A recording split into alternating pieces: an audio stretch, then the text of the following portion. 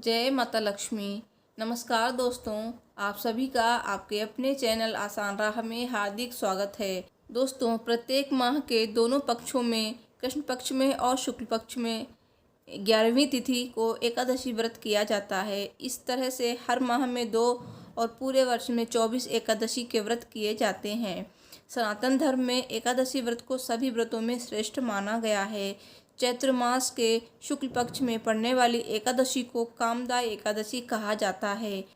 इस बार कामदा एकादशी का व्रत 23 अप्रैल दिन शुक्रवार को रखा जाएगा। इस दिन जगत पालनकर्ता भगवान श्री हरि विष्णु की पूजा का प्रावधान है। पौराणिक मान्यताओं के अनुसार कामदा एकादशी व्रत करने से पिशाच योनि से मुक्ति मिलती है। ज्योतिष के अनुसार इस बार कामदा एकादशी पर 2 शुभ योग बन रहे हैं, इसलिए ये एकादशी और भी खास होगी। जानिए ये कौन से योग हैं और क्या है इनका लाभ। तो दोस्तों, वीडियो शुरू करने से पहले आपसे एक रिक्वेस्ट है, अगर अभी तक आपने मेरे चैनल को सब्सक्राइब नहीं किया है तो प्लीज़ सब्सक्राइब कीजिए। सब्सक्राइब के बाद बेल बटन को ज़रूर प्रेस करें ताकि आपको मेरी हर न्यू वीडियो की नोटिफिकेशन मिल सके। तो दोस्तों, वीडियो शुरू करते हैं। दोस्तों, कामदा एकादशी को ये 2 शुभ योग बन रहे हैं, ध्रुव और वृद्धि योग। इस बार 23 अप्रैल को पड़ने वाली कामदा एकादशी पर वृद्धि और ध्रुव ये 2 शुभ योग रहेंगे। 22 अप्रैल शाम 5:01 से वृद्धि योग आरंभ होगा, जो 23 अप्रैल को दोपहर 2:39 तक रहेगा। इसके बाद ध्रुव योग आरंभ हो जाएगा, जो अगले दिन तक रहेगा। इस तरह से यह एकादशी ध्रुव और वृद्धि योग में मनाई जाएगी। ज्योतिषी में ये दोनों ही योग बेहद शुभ माने जाते हैं। ध्रुव योग में किए जाने वाले कार्य, ध्रुव योग में कोई भी स्थिर कार्य करना बहुत शुभ रहता है। यदि आपको अचल संपत्ति जैसे भूमि भवन से संबंधित कोई कार्य करना है तो ध्रुव योग उत्तम रहता है, लेकिन इस योग में अस्थिर कार्य जैसे वाहन आदि की खरीद नहीं करनी चाहिए। वृद्धि योग के प्रभाव। वृद्धि योग, जैसे कि इसमें नाम से ही स्पष्ट होता है कि इस योग में किए गए कार्यों में वृद्धि होती है। किसी भी कार्य, व्यापार आदि को आरंभ करने के लिए यह योग बहुत शुभ रहता है।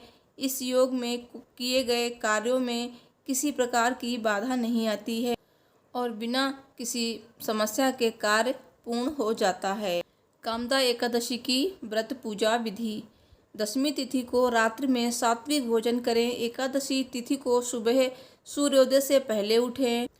नित्य कर्म से निवृत्त होकर स्नान करें। इसके बाद एकादशी व्रत का संकल्प लें। इसके बाद भगवान विष्णु और माता लक्ष्मी की पूजा अर्चना करें। पूजा में जल, फल, पुष्प, मिष्ठान आदि चढ़ाएं। भगवान विष्णु को पीला रंग अधिक प्रिय है, इसलिए पूजा में पीले पुष्पों का प्रयोग करें। पूरे दिन समय समय पर भगवान विष्णु का स्मरण करें।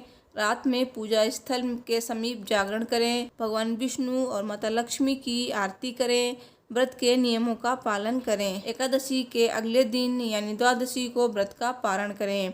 एकादशी व्रत पारण मुहूर्त में ही व्रत खोलें। ब्राह्मण को भोजन और दान दक्षिणा दें। कामदा एकादशी व्रत का महत्व। कामदा एकादशी का हिंदू धर्म में बड़ा महत्व है। इस दिन भगवान वासुदेव की कृपा पाने के लिए व्रत रखा जाता है। शास्त्रों में ऐसा कहा गया है कि जो भक्त कामदा एकादशी व्रत का पालन सच्ची श्रद्धा के साथ करता है, उसकी सारी मनोकामनाएं पूर्ण हो जाती हैं। इस दिन व्रती सात्विक जीवन व्यतीत करता है और जगत के पालनहार भगवान विष्णु जी का स्मरण करता है। कहा जाता है कि कामदा एकादशी ब्रह्म हत्या आदि पापों तथा पिशाचत्व आदि दोषों का नाश करने वाली है। इस दिन पवित्र नदियों में स्नान करना शुभ माना जाता है। तो दोस्तों, आइए जानते हैं कामदा एकादशी की व्रत कथा। दोस्तों, कामदा एकादशी की कथा आज के दिन सुनने से सभी पापों से मुक्ति मिलती है। साथ ही भगवान विष्णु और माता लक्ष्मी का आशीर्वाद भी प्राप्त होता है। तो कथा इस प्रकार है। प्राचीन काल में भोगीपुर नामक एक नगर था। वहाँ पर अनेक ऐश्वर्यों से युक्त पुंडरीक नाम का एक राजा राज्य करता था।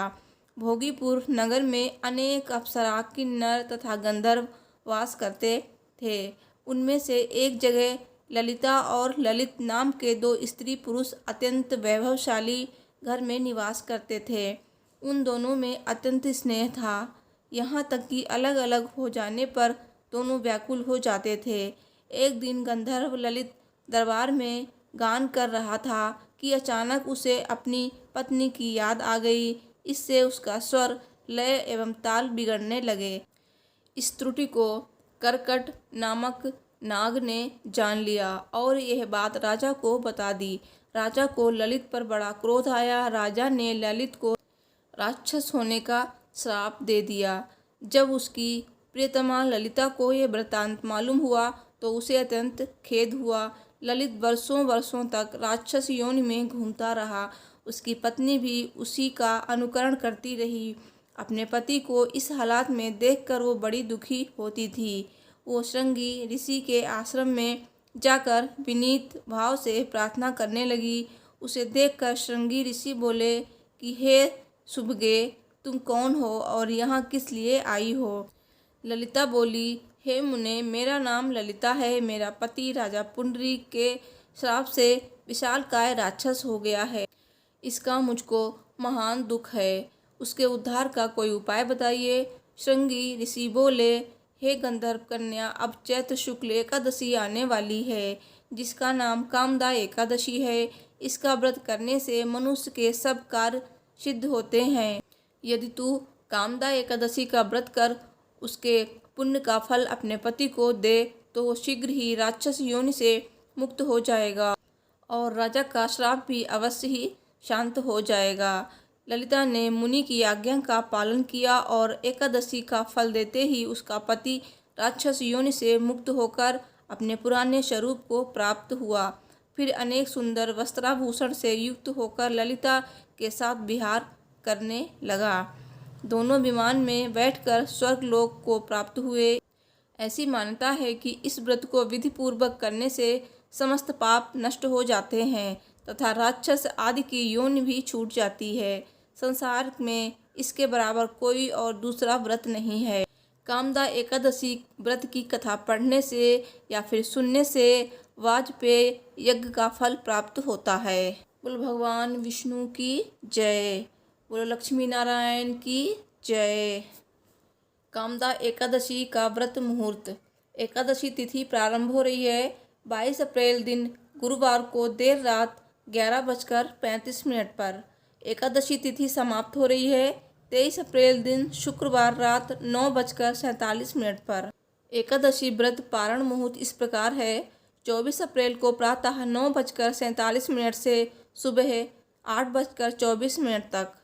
कामदा एकादशी व्रत का दान। तो जो लोग व्रत नहीं रखते हैं वो भी ये दान कर सकते हैं। एकादशी के दिन ये चीज़ें दान करना बहुत ही उत्तम माना जाता है।